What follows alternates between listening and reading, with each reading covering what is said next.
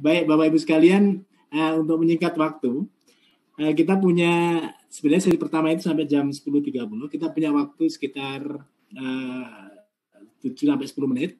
Oleh sebab itu saya mengundang mungkin tiga penanya ya, tiga penanya singkat saja to the point. Kemudian mohon memperkenalkan diri, kemudian pertanyaan ditujukan kepada siapa. Silakan. Pertama tadi saya sudah ada masukan dari Pak Dr. Julgani ya dari Universitas Jambi. Mau nanti menyampaikan pertanyaan. Yang kedua barangkali ada yang ini atau sambil menunggu nanti kami coba merekap siapa yang ingin bertanya. Ada dua penanya lagi. Silakan Pak Dr. Julgani, singkat padat to the point. Terima kasih Pak Haryanto. Ini ada tanggapan saya untuk rekan-rekan saya Ahmad Fauzi Ansori, untuk Pak Doni Iskandar, dan untuk Pak Eka Chandra. Menurut pengamatan saya, rekonstruksi ekonomi Jambi pasca COVID-19 ini sangat tergantung pada beberapa aspek. Yang pertama, melakukan reorientasi atau reformulasi strategi pembangunan, itu melalui revisi RPJMD yang sudah dibicarakan tadi. Yang kedua, melakukan reorientasi restrukturasi sumber-sumber penerimaan pembangunan dan sumber-sumber pembiayaan pembangunan. Dan yang ketiga, melakukan rekonstruksi hubungan antara para pihak, eksekutif, legislatif, hubungan kelembagaan pembangunan. Dan yang keempat, itu reformulasi tata kelola pembangunan atau manajemen pembangunan, terutama manajemen pembangunan wilayah. Yang kelima, penguatan atau pemulihan kapasitas ekonomi masyarakat melalui industrialisasi pedesaan, karena nilai tambah di desa itu tidak bisa ditingkatkan. Makanya struktur ekonomi Jambi itu sejak 50 tahun terakhir ini tetap saja didominasi oleh sektor primer, dalam hal ini sektor pertanian. Jadi sebenarnya tidak ada transformasi struktur ekonomi sebagaimana yang disampaikan oleh saudara Fauzi Ansori tadi. Yang keenam, yang paling penting di sini adalah perubahan dari perilaku masyarakat dan perilaku kelembagaan serta dukungan dari pemerintah pusat. Fokus dari semuanya itu kita mau tidak mau harus melakukan transformasi demografi. Jadi transformasi demografi dulu ini Pak Fauzi Ansori itu menyangkut pergeseran kesempatan kerja dan menyangkut kepada peningkatan standar IPM kita. Yang kedua, transformasi ekonomi. Ini menyangkut daya saing perekonomian dan pertumbuhan ekonomi yang berkelanjutan. Yang ketiga, transformasi spasial. Ini dalam kaitannya untuk mengurangi ketimpangan pembangunan antar wilayah yang masih tinggi di dalam wilayah Provinsi Jambi. Nah, yang keempat, transformasi institusional, itu menyangkut kapasitas dan kualitas pelayanan lembaga-lembaga resmi milik pemerintah. Dan yang terakhir itu transformasi tata kelola pembangunan. Itu menyangkut efisiensi pengelola pembangunan baik secara makro maupun secara mikro. Saya kira itu saja Mas Haryanto yang dapat saya sampaikan pada kesempatan ini, mudah-mudahan ada manfaatnya. Terima kasih. Assalamualaikum. Terima kasih Pak. Assalamualaikum warahmatullahi wabarakatuh. Terima kasih Pak Dr. Julgani. Jadi komprehensif sekali pertanyaan sekaligus masukan ya, beberapa masukan yang nanti akan kita mintakan tanggapan dari tiga pembicara. Ada yang lain? Saya tidak melihat. Oke, kalau tidak ada langsung saja saya. Ya, saya dari BPS. Oh, halo. Dari BPS. Pak Wahyudin dari BPS. Baik Pak, singkat saja Pak Wahyudin, monggo. Baik, terima kasih Pak Haryanto. Assalamualaikum warahmatullahi wabarakatuh. Waalaikumsalam. Ada beberapa yang saya sampaikan terkait dengan diskusi kita pada hari ini. Yang pertama saya menyoroti terkait dengan APBD Pak. Ya, realisasi APBD provinsi maupun kabupaten kota di Provinsi Jambi. Kalau kita merujuk pada data yang terakhir yang coba kita lihat bahwa realisasi untuk seluruh APBD di Provinsi Jambi, ini tidak hanya APBD provinsinya tapi juga APBD kabupaten kota, sampai dengan semester 1 baru sekitar 26,43%. Nah sekarang tadi yang disampaikan oleh Pak Doni ada sekitar 42,80%. Saya nggak tahu apakah itu APBD-nya provinsi ataukah APBD seluruh kabupaten kota dan provinsi gitu. Nah melihat realisasi APBD yang masih sangat rendah, itu akan sangat berpengaruh terhadap bagaimana perkembangan ekonomi kita yang khususnya di Provinsi Jambi. Yang mana pada semester 1 kita memang masih tumbuh positif yaitu 0,05%. Sementara di triwulan kedua, kalau kita lihat secara tribulanan, kita masih minus 1,72%. Ya, kita lihat kenyataan yang ada memang pada memasuki triwulan ketiga, sudah mulai tumbuh kembali perekonomian di Jambi kalau saya lihat, karena memang di bulan Juli, mulai Juli itu sudah terbuka lagi untuk new normal dan lain sebagainya, sehingga sedikit menambah gairah untuk pemulihan ekonomi yang ada di Provinsi Jambi. Tetapi di akhir-akhir ini, di bulan September, sesuai dengan kondisi pandemi COVID-19 atau COVID-19, itu September sudah bergerak naik lagi nih.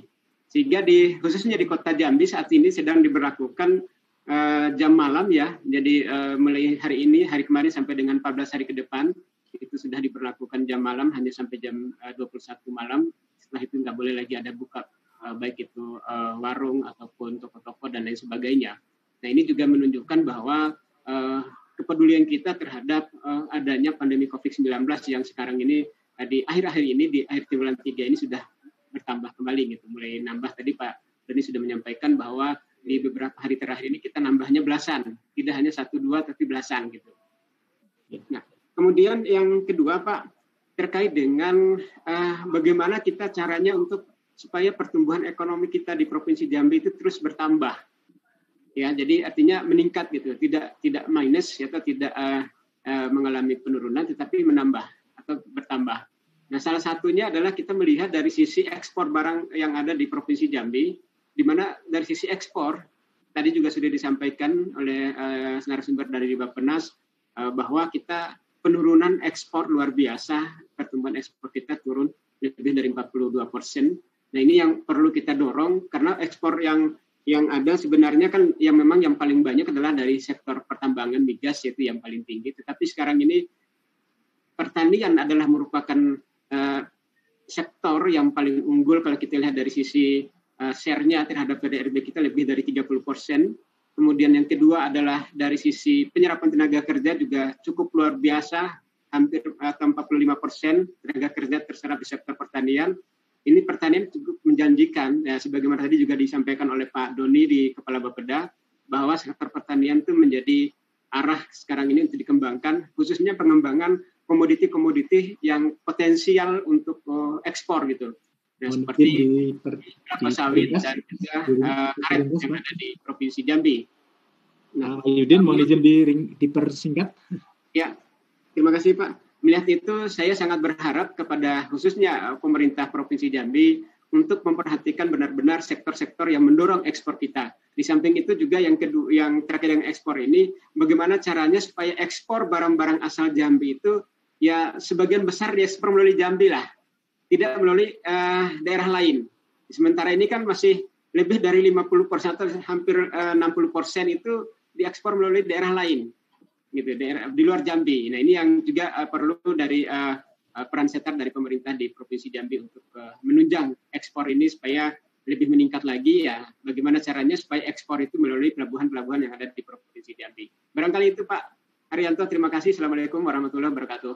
Waalaikumsalam. Terima kasih Pak Wahyudin. Jadi pertanyaan untuk Pak Doni ya, Pak Kaban, saya kira ini mengenai realisasi penyerapan APBD, dan yang kedua adalah belum menyarankan agar ekspor itu melalui Jambi langsung, bukan melalui daerah non Jambi terhadap produksi produk-produk dari Jambi ya. Saya kira nanti akan diulas. Ada satu lagi mungkin? Baik, kalau tidak kami sampaikan kepada Pak yang pertama Pak Ahmad Fauzi, kemudian pertanyaan dari Pak Zulkarni ya, kemudian Pak Chandra dan Pak Dr. Doni untuk menanggapi pertanyaan atau mungkin banyakkan masukan ya dari Pak Zulkarni. Silakan Pak Ahmad Fauzi, masih bersama kita? Ya.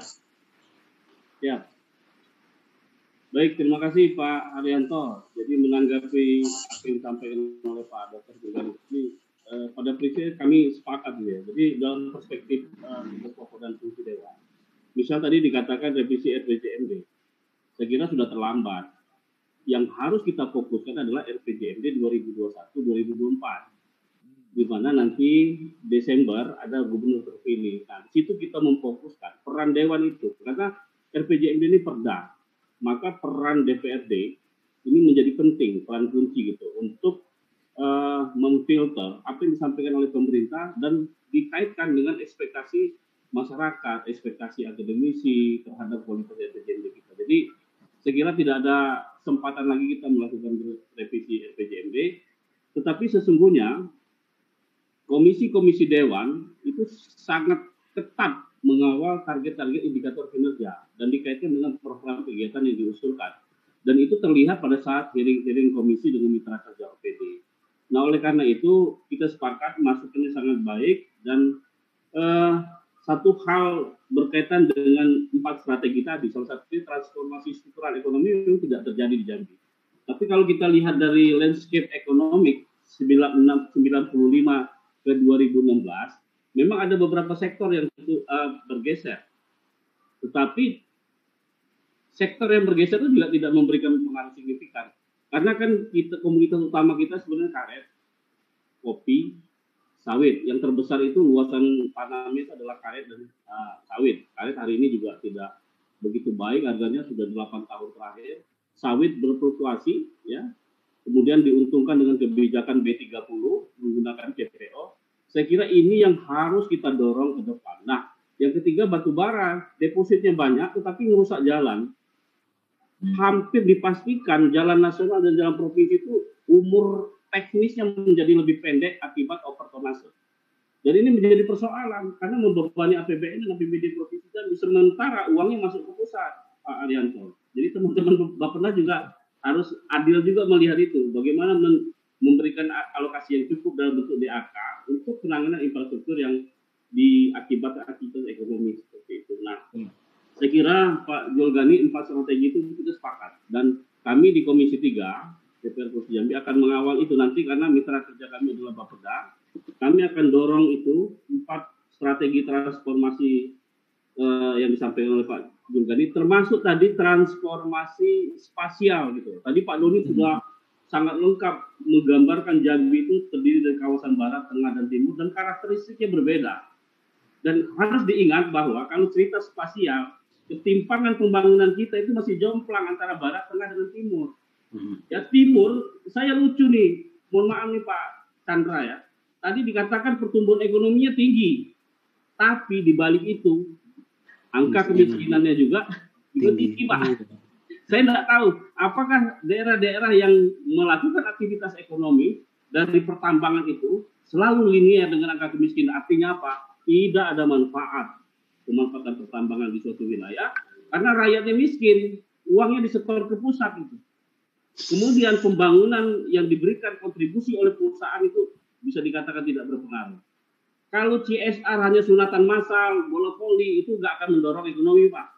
Tapi bagaimana kalau karet menjadi kram rubber itu menjadi seat angin kemudian menjadi handphone, itu akan terjadi transformasi struktural ekonomi. Basis ekonomi kita itu karet Pak. 100 tahun kejayaan karet Jambi. Pak Haryanto mungkin lupa bahwa Republik ini merdeka, sumbangsi rakyat Jambi memberikan bantuan hasil karet itu untuk membeli pesawat mengantarkan program kita melobi ke Amerika itu Pak. Itu tidak pernah dihitung orang, tetapi kebijakan pusat juga nggak sinkron dengan APBD kita Pak. Ini mohon maaf, ini apa kritik? Saya mantan birokrat Pak, 9 tahun jadi kepala Bapeda Provinsi Jambi. Hari ini jadi politik. Tugas kami lah di DPR ini mengawal RPJMD itu agar fokus. Saya kira itu. Sekian, terima kasih. Terima kasih Pak Ahmad Fauzi. Jadi apa namanya daging-dagingnya udah ketahuan ya Pak Ahmad Fauzi ya, eksekutif maupun legislatif. Baik, saya kira menarik sekali. Nanti akan menjadi catatan kami untuk dilakukan pembahasan lebih lanjut. Selanjutnya Pak Chandra. Ya, terima kasih Pak Haryanto. Tadi menarik ya, tadi terkait dengan Pak Profesor Julgani juga. Terkait dengan ini, saya tadi menyoroti mengenai transformasi.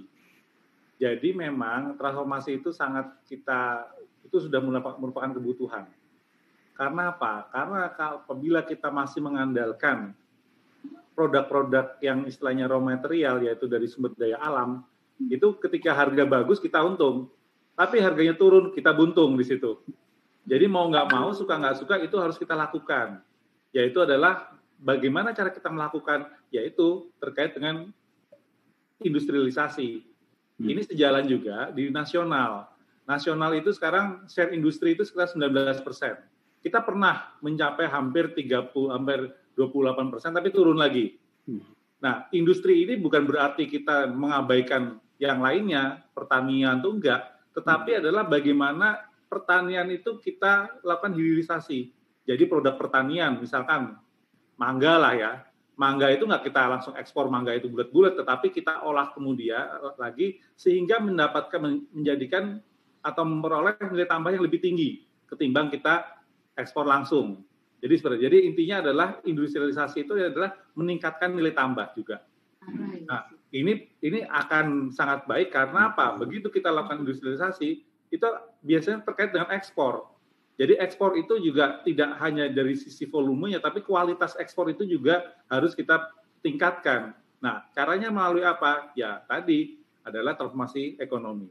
Nah, kemudian yang berikutnya transformasi spasial. Kami sangat sepakat, Pak, bahwa kami di Bappenas pun sekarang sudah mencoba, mungkin nanti di sesi kedua ada Pak Uke ya, Direktur Regional 3.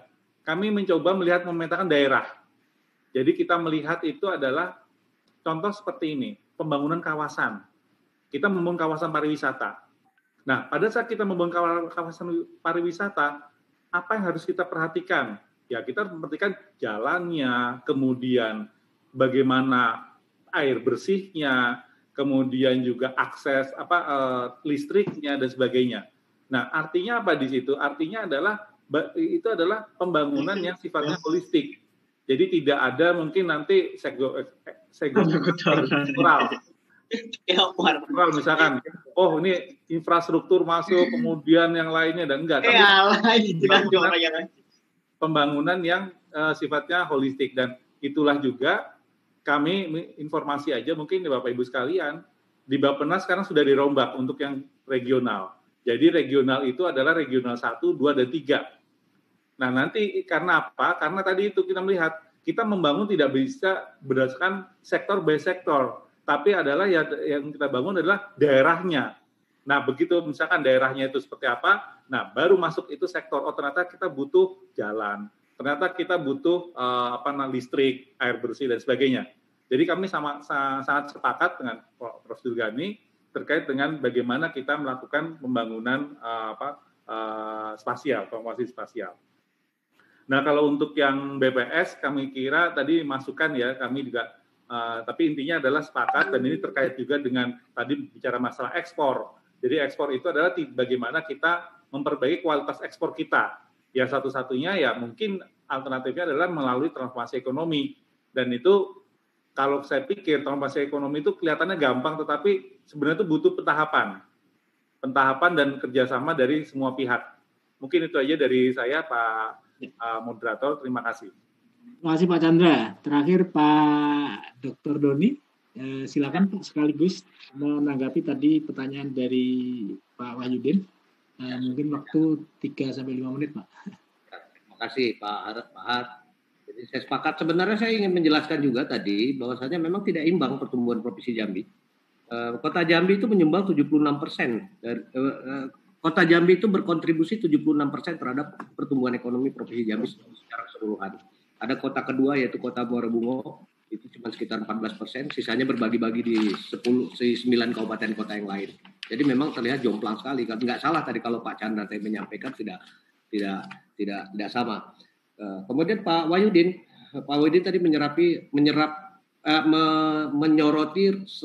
rendahnya serapan APBD kita sampai dengan awal semester 2, saya pikir awal semester 2 itu baru 42,8%, tapi Pak Wahyudin bilang sekitar 20-an% tadi.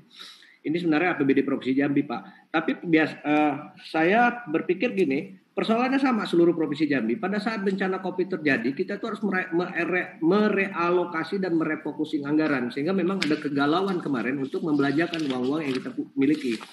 Dan khusus Provinsi Jambi, hampir 200 miliar lebih, uang itu kita tarik dulu dari OPD sudah dianggarkan, kita tarik dulu untuk kita anggarkan di belanja tidak terduga untuk penanganan pandemi COVID 2019 di Provinsi Jambi, termasuk jaring pengaman sosial dan segala macam. Sehingga teman-teman SKPD, OPD itu memang ragu-ragu untuk membelanjakan apakah duitnya masih ada atau tidak sekarang posisi pada saat itu. Nah mudah-mudahan ketika APBD perubahan sudah diketok palu oleh Pak Fauji dan anggota dan DPRD Provinsi Jambi, saya pikir ini mudah-mudahan normal. Karena tahun lalu serapan kita juga cukup tinggi di atas 90%. Alhamdulillah. Mudah-mudahan tahun ini juga terkejar. Tidak ada bencana kedua lagi di Provinsi Jambi.